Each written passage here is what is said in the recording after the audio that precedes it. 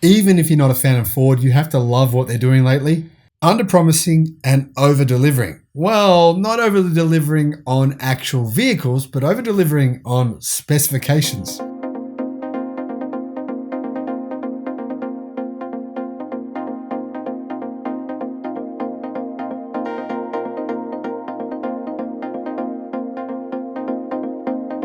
Hello my friends, welcome to the channel on the Electric Viking. My name is Sam Evans and I'm coming to you from Melbourne, Australia. Welcome to the channel, you new subscribers, welcome back.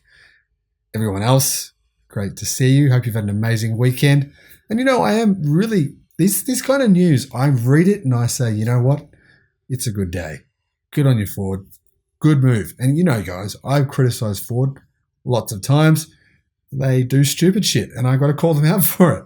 They fire electric vehicle employees where are they going to go? Where do you think they're going to go? Come on. I mean, they're going to have to rehire people like that at some point in time. Bad move, giving them 3 days. Hey, no, it was 2 days notice.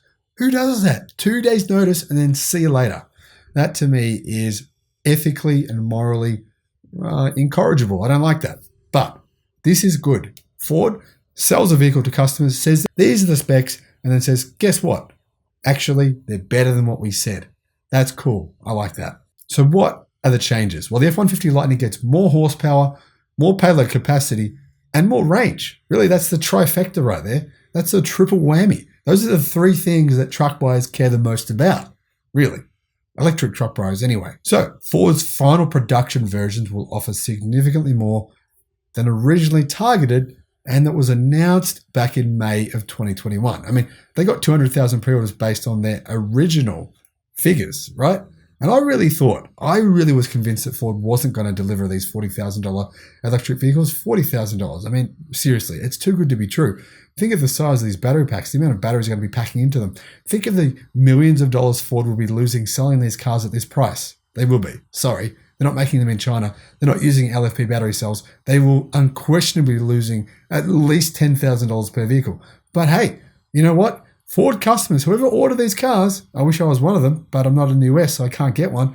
They got a hell of a deal. And it turns out that hell of a deal is even better than what they originally thought. So Inside EVs says that Ford customers will benefit from more power, more payload capacity, and more range than they expected from their trucks. Now, personally, I think the number one thing they needed to make better was those three things are great, but number one is charging speed. To me, 150 kilowatt charging speed for a vehicle with these size battery packs is monstrously slow. For example, most vehicles have half the size battery pack or less than these vehicles will have. Obviously, say a Tesla has 250 kilowatt charging. Some cars have faster charging than that, but their battery packs are less than half the size.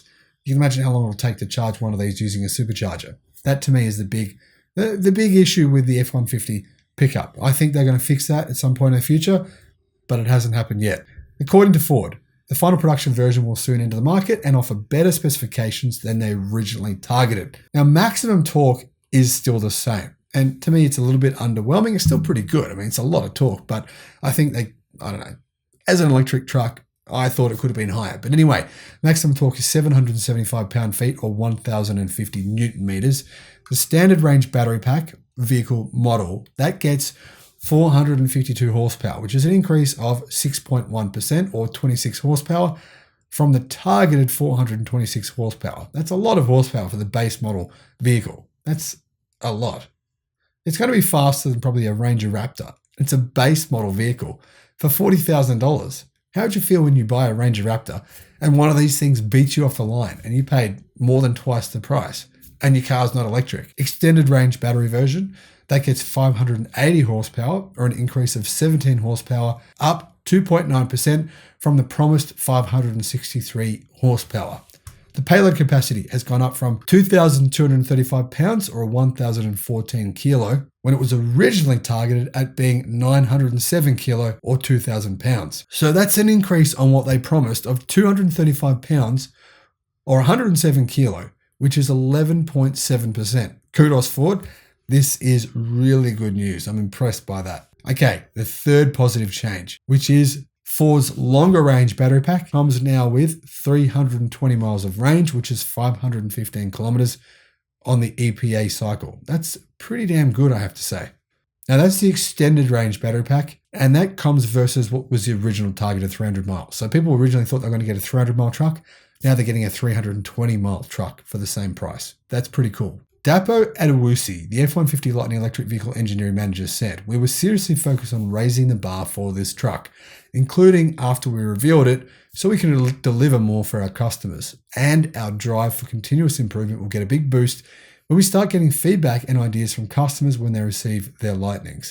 So to me, this is great news. Well done to Ford for doing this. They didn't have to. They had 200,000 pre-orders. They could have just given them the specifications they ordered. And then what they could have done is say, "Hey, you got your new truck now. Would you like to pay an extra $2,000 to have your specifications raised, extra power, extra range, whatever, and just do some sort of software update where you can, for your extra $2,000 or $3,000 US, get what the truck already had anyway?" I mean, Ford could have done that. They chose not to, and they just offered more for the money. That's pretty cool. In addition to this, right, more good news coming from Ford. Apparently, they're already working on a next generation electric pickup. They've been working on this for a number of years, apparently, which potentially might offer a range of over 400 miles, which is 644 kilometers. That would make it compete more favorably with the Silverado electric pickup. So that's going to be interesting to see where that goes. Now, the other thing that's going to be very fascinating is to see what's going to happen with Ford over the next decade. Realistically, Ford, yes, this is an exceptional vehicle for their first electric truck. That's what I think. But there's always a but, and it's a very big but. Clearly, Ford are in a bit of trouble. How are they in trouble? Well, right now, basically the majority of their cars that they sell are pickup trucks.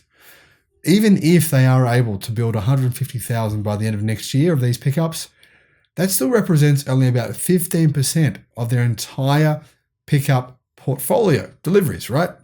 They need 1 million EV pickup trucks per year.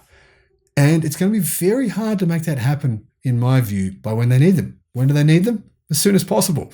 But I would say minimum by 2026 to 2027. So that's Ford's big challenge.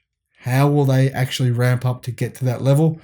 Well, it's a good question. I'll have a video coming out about that very soon. Thanks for watching, my friends, and let me know in the comment section below what you think of Ford. Well, basically their EV pickup plans, and also the fact that they've done this. I think this is fantastic that they've given customers more than they're paying for. As always, have a great day. Bye-bye.